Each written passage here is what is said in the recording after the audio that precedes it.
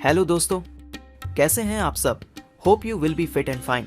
स्वागत है जी आपका आपके अपने चैनल एंशिएंट साइंटिफिक नॉलेज पर। जैसे कि आप जानते हैं, यहाँ हम एंशिएंट हिस्ट्री और माइथोलॉजी की अनसुलझी कहानियों को खोलकर आपके लिए शुद्ध सरल भाषा में प्रस्तुत करते हैं। इसी श्रृंखला में हम आज से आपके सामने महामना ज्योतिबा फूले जी की विश्व प्रसिद्ध रचना गुलामगिरी को विभिन्न पार्ट्स में आपके सामने प्रस्तुत करने का छोटा सा तुच्छ सा प्रयास कर रहे हैं। आप जी से विनम्र निवेदन है कि उस महान शख्स की इस महान कृति को अक्षरशः आपके सामने प्रस्तुत करने में हमसे कोई गलती हो जाए तो आप हमें नादान बालक समझकर हमारी उस गलती को हमारी छोटी सी नादानी समझकर माफ कर देना जी। आपके सहयोग एवं मानसिक सराहना का अभिलाषी एंशिएंट साइंटिफिक नॉलेज। पश्चिमी देशों में अंग्रेज, फ्रेंच आदि दयालु सभ्य राज्यकर्ताओं ने इकट्ठा होकर गुलामी प्रथा पर कानूनन रोक लगा दी है। इसका मतलब यह है कि उन्होंने ब्रह्मा के धर्म नीति नियमों को ठुकरा दिया है, क्योंकि मनुस्मृति संहिता में लिखा गया है कि ब्रह्मा यानी विराट पुरुष ने अपने मुंह से ब्राह्मण वर्ण को पैदा किया है और उसने इन ब्राह्मणों की सेवा यानी गुलामी करने के लिए ही अपने पांव से शूद्रों को पैदा किया है। अंग्रेज आदि सरकारों ने गुलामी प्रथा पर पाबंदी लगा दी है। इसका मतलब ही यह है कि उन्होंने ब्रह्मा की आज्ञा को ठुकरा दिया है। यही तुम्हारा कहना है ना? इस दुनिया में अंग्रेज आदि कई प्रकार के लोग रहते हैं। उनको ब्रह्मा ने अपनी कौन कौन सी इंद्रियों से पैदा किया है और इस संबंध में मनुस्मृति संहिता में क्या क्या लिखा गया है? इसके संबंध में सभी ब्राह्मण मतलब बुद्धिमान और बुद्धिहीन यह जवाब देते हैं कि अंग्रेज आदि लोगों के अधम दुराचारी होने की वजह से उन लोगों के बारे में मनुस्मृति संहिता में कुछ भी लिखा नहीं गया। तुम्हारे इस तरह के कहने से यह पता चलता है कि ब्राह्मणों में अधम, नीच, दुष्ट, दुराचारी लोग बिल्कुल है ही नहीं। अनुभव से यह पता चलता है कि अन्य जातियों की तुलना में ब्राह्मणों में सबसे ज्यादा अधम, नीच, दुष्ट और दुराचारी लोग हैं। फिर ये बताओ कि इस तरह के अधम, नीच, दुष्ट ब्राह्मणों के बारे में मनु की संहिता में किस प्रकार से लिखा गया है? इस बात से यह प्रमाणित होता है कि मनु ने अपनी संहिता में जो व्युत्पत्ति सिद्धांत प्रतिपादित किया है वह एकदम तथ्यहीन, निराधार है, क्योंकि वह सिद्धांत सभी मानव समाज पर लागू नहीं होता। इसीलिए अंग्रेज आदि लोगों के जानकारों ने ब्राह्मण ग्रंथकारों की बदमाशी को पहचान कर गुलाम बनाने की प्रथा पर कानूनन पाबंदी लगा दी। यदि यह ब्रह्मा तमाम मानव समाज की व्युत्पत्ति के लिए सही में कारण होता तो उन्होंने गुलामी प्रथा पर पाबंदी ही नहीं लगाई होती। मतलब यह किस प्रकार से? यदि यह ब्रह्मा तमाम मानव समाज की व्युत्पत्ति के लिए सही में कारण होता तो उन्होंने गुलामी प्रथा पर पाबंदी ही नहीं लगाई होती। मनु ने 4 वर्णों की उत्पत्ति लिखी है। यदि इस व्युत्पत्ति को कुल मिलाकर सभी सृष्टि क्रमों से तुलना करके देखा जाए तो वह तुमको पूरी तरह तथ्यहीन, निराधार ही दिखाई देगी, क्योंकि वह उन विद्वान ब्राह्मणों के कहने के अनुसार मूर्ख दुराचारी होगी। इसलिए फिलहाल उसे मलेच्छ या विधर्मियों की पंक्ति में रख दिया जाए। ब्राह्मणों का कहना है ब्राह्मण ब्रह्मा के मुख से पैदा हुए, लेकिन कुल मिलाकर सभी ब्राह्मणों की आदि माता ब्राह्मणी ब्रह्मा के किस अंग से उत्पन्न हुई, इसके बारे में मनु ने अपनी संहिता में कुछ भी नहीं लिख रखा है। आखिर ऐसा क्यों? आपने ही कई बार सरेआम सभाओं में, व्याख्यानों में कहा है कि ब्राह्मणों के आदिवंशज जो ऋषि थे वे श्राद्ध के बहाने गौ की हत्या करके गाय के मांस से कई प्रकार के पदार्थ बनवा करके खाते थे, और अब आप कहते हैं कि उनकी आदिमाता को बदबू आएगी। इसका मतलब क्या है? आप अंग्रेजी राज के दीर्घजीवी होने की कामना कीजिए और कुछ दिन के लिए रुक जाइए, तब आपको दिखाई देगा कि आज के अधिकांश मांगलिक भिक्षुक ब्राह्मण इस तरह का प्रयास करेंगे कि रेसिडेंट, गवर्नर आदि अधिकारियों की उन पर ज्यादा से ज्यादा मेहरबानी हो, इसलिए ये ब्राह्मण उनकी मेज पर के बचे खुचे गोश्त के टुकड़े बुटेलर ब्राह्मणों के नाम से अंदर ही अंदर फुसफुसाने लगे हैं। मनु महाराज ने आदि ब्राह्मणी की व्युत्पत्ति के बारे में कुछ भी नहीं लिखा है, इसलिए इस दोष की सारी जिम्मेदारी उसी के सिर पर डाल दीजिए। उसके बारे में आप मुझे क्यों दोष दे रहे हैं कि मैं गलत सलत बोल रहा हूं? छोड़िए इन बातों को, आगे बताइए। हम भूदेव है, हम सभी वर्णों में श्रेष्ठ है, यह हमेशा बड़े गर्व से कहने वाले इन ब्राह्मणों को जन्म देने वाली आदि माता ब्राह्मणी ही है ना? फिर तुम उसको मलेच की पंक्ति में किस लिए रखते हो? उसको वहां की शराब और मांस की बदबू कैसे पसंद आएगी? बेटे, तू ये बड़ी गलत बात कर रहा है। नहीं, किंतु ब्राह्मणों की उत्पत्ति का आदि कारण ब्रह्मा ही है, और उसको लिंगायत नारी का उपदेश कैसे उचित लगा होगा?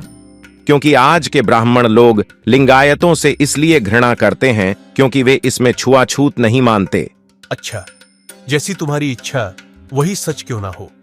अब ब्राह्मण को पैदा करने वाले ब्रह्मा का जो मुंह है, वह हर माह मासिक धर्म माहवार आने पर 3-4 दिन के लिए अपवित्र बहिष्कृत होता था, या लिंगायत नारियों की तरह भस्म लगाकर पवित्र शुद्ध होकर घर के काम धंधे में लग जाता था।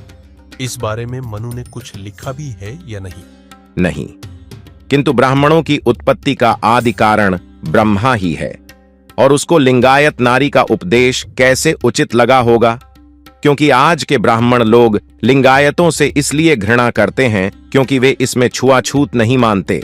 इससे तुम सोच ही सकते हो कि ब्राह्मण का मुंह, बाहें, जांघें और पांव, इन 4 अंगों की योनि माहवार रजस्वला के कारण उसको कुल मिलाकर 16 दिन के अशुद्ध होकर दूर दूर रहना पड़ता होगा। फिर सवाल उठता है कि उसके घर का काम धंधा कौन करता होगा? क्या मनु महाराज ने अपनी मनुस्मृति में इसके संबंध में कुछ लिखा भी है या नहीं? नहीं। सुना मित्रों, महामना ज्योतिबा फूले जी का सवाल अपने भतीजे से मजा आ गया। मतलब कि अगर ब्रह्मा के मुंह, भुजा, जांघ और पैरों से अगर क्रमशः ब्राह्मण, क्षत्रिय, वैश्य और शूद्र पैदा हुए हैं तो उन 4 जगह की 4 योनियां होंगी। अगर 4 योनियां होंगी तो उन योनियों में हर माह माहवारी भी आती होगी। एक माहवारी के पीरियड में 3 से 5 दिन लगते हैं। यहाँ महात्मा ज्योतिबा फूले अपने भतीजे से पूछ रहे हैं कि यदि एवरेज 4 दिन एक माहवारी का समय माने और अगर अलग अलग समय पर उस ब्रह्मा की 4 योनियों में माहवारी आती हो तो महीने के 16 दिन तो वो अशुद्ध ही रहता होगा, और मनु के सिद्धांत के अनुसार तो वो घर में किसी अंधेरे कोने में ही दुबका दुबका रहता होगा। वाह, महामना ज्योतिबा जी मान गए।